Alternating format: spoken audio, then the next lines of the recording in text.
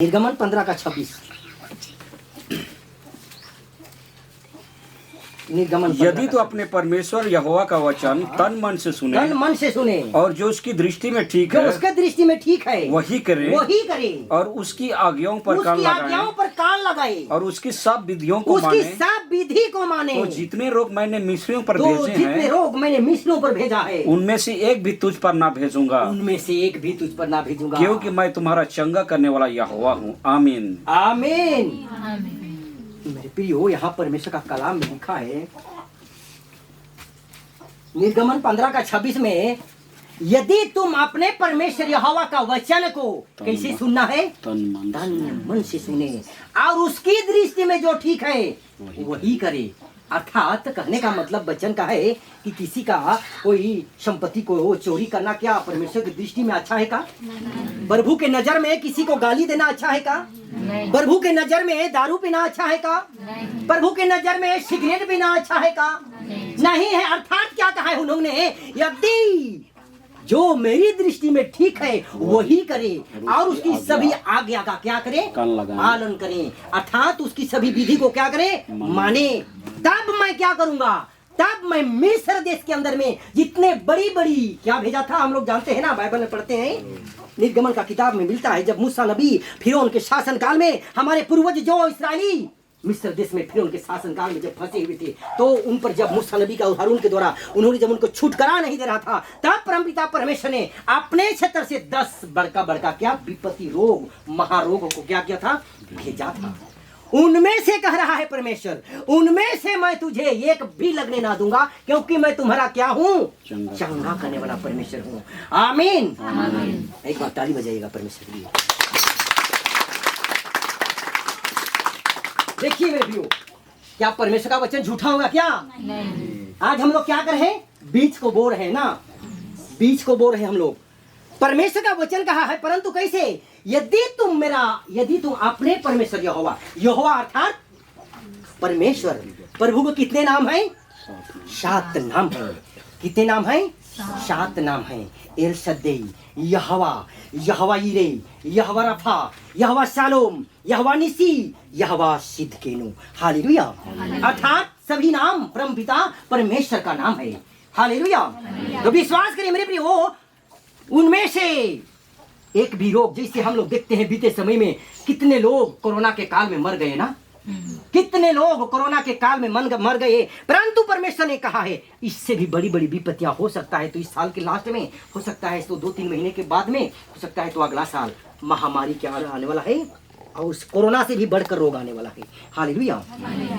परंतु क्या कहा है परमेश्वर, यदि तू अपने परमेश्वर यहोवा की वचन को तन मन से सुनेंगे और उसकी आज्ञा का पालन करेंगे, उसकी सभी विधि को मानिएगा, और तब क्या कहा है परमेश्वर ने, जितने बड़ा बड़ा बीमारी क्यों ना आएगा, परंतु उन बीमारी पर तुम क्या करोगे, जय प्राप्त करोगे। आमीन। हालेलुया। विश्वास करिए, परमेश्वर का वचन कभी बेकार नहीं हो सकता, क्योंकि लूका 21 का 33, मत्ती 24 का 35 पद संख्या में क्या कहा है, आकाश और पृथ्वी टल जाएंगे परंतु मेरी बातें कभी ना टलेंगी। गाना में भी लिखा हुआ है ना, एको बिंदु एको कड़ी कभी नहीं टाली रे। गाना गाते हैं, हाँ गाना। लेकिन देखिए मेरे प्रियो, परमेश्वर का वचन अद्भुत और सचमुच जीवित परमेश्वर का जिंदा कलाम एक एक जन के जीवन में, कोई के जीवन में तत्काल फल को देता है। परमेश्वर का बीज तत्काल किसी किसी के जीवन में, किसी किसी के शरीर में, किसी किसी के परिवार में इमीडिएटली फल को लेकर आता है, किसी किसी के शरीर में शाम तक फल को लेकर आता है, किसी किसी के जीवन में 3 दिन के बाद फल दिखाने लगता है, और किसी के जीवन में 7 दिन के बाद फल लगता है, और किसी के जीवन में 21 दिन के बाद, किसी के जीवन में 40 दिन के बाद, परंतु फल लगेगा ही लगेगा। हालेलुया। क्यों? क्योंकि परमेश्वर का वचन बेकार नहीं जा सकता। जैसे हम लोग एक वचन को और देखेंगे, यूहन्ना का किताब नया नियम से 5 का 24 पद को हम लोग पढ़ेंगे, थोड़ा सा पढ़ दीजिएगा उमास भैया जी।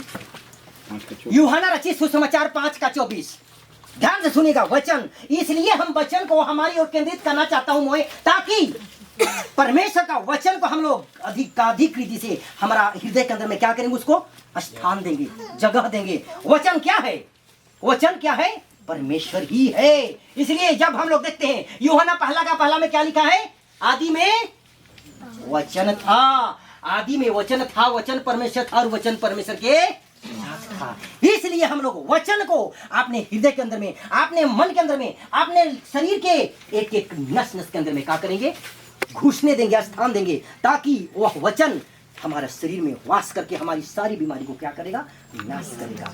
हालेलुया। विश्वास करिए तो बढ़िएगा इस वचन को। मैं तुमसे सच सच कहता हूँ, हाँ हाँ, जो मेरा वचन सुनकर मेरे भेजने वाले पर विश्वास करता है, मेरे भेजने वाले पर, अर्थात एक मिनट, मेरे भेजने वाले पर मतलब भेजा हुआ कौन है, यीशु मसीह। परम पिता परमेश्वर ने हमारे लिए किसको भेजा, यीशु मसीह को भेजा ना। यीशु का मतलब क्या है, यूहन्ना नहीं, यीशु का मतलब क्या है, मत्ती का किताब पहला का 21 में लिखा हुआ है, वह पुत्र जने किया तो उसका नाम यीशु रखना, क्योंकि वह उनके लोगों को उनके पापों से क्या करेगा, उद्धार करेगा। हालेलुया। अर्थात यीशु का मतलब क्या हुआ, उद्धार करता, छुटकारा देने वाला, चंगा करने वाला, दया करने वाला और क्षमा करने वाला। आमीन। आगे आगे आगे आगे आगे पढ़िएगा बच्चों को। आनंद जीवन उसका है, आनंद जीवन उसका है, और उस पर दंड की आज्ञा नहीं होती, हाँ, परंतु वह मृत्यु से पार होकर जीवन में प्रवेश कर चुका है। आमीन। आमीन। वचन ऐसा कहता है मेरे प्रियो, मैं तुमसे सच सच कहता हूँ, झूठ बोलता है का वचन, सच सच कहता हूँ, अर्थात जैसी इसमें लिखी हुई बातें एक बिंदु भी नहीं डर सकता।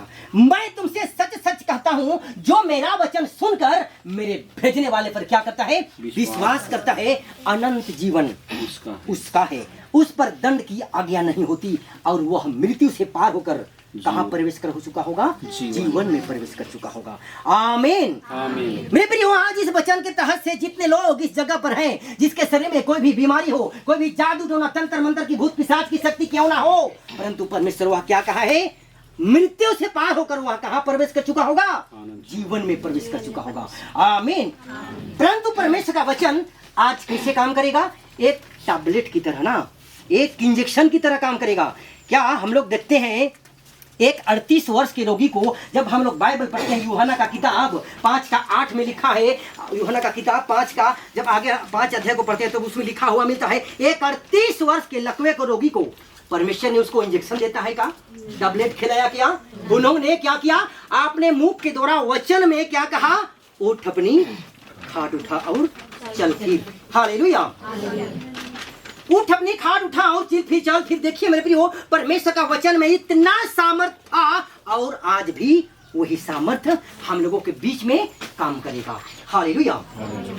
तो देखिए हम लोग एक इब्रानी का किताब 13:8 में क्या लिखा है, लोग क्या कहते हैं, लोग बताते हैं कि यीशु मसीह तो 2000 साल पहले आए थे और अभी मर गया है, क्रूस पर टंगा हुआ है। बहुत लोग बोलते हैं ना, जो लोग विश्वास नहीं करते, जो लोग नास्तिक लोग हैं, वो लोग बोलते हैं, और अभी वह कुछ नहीं कर पाएगा। हालेलुया।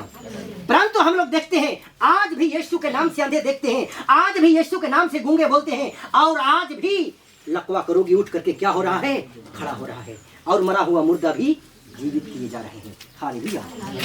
मेरा कहने का मतलब है कि परमेश्वर का वचन एक आग जैसा है। कैसा है, आग जैसा है। आज हम लोग हर एक शैतानी गढ़ों को आज यीशु मसीह के वचन के द्वारा क्या करेंगे, नाश करेंगे। हालेलुया। और ये वचन की ओर हम लोग आएंगे।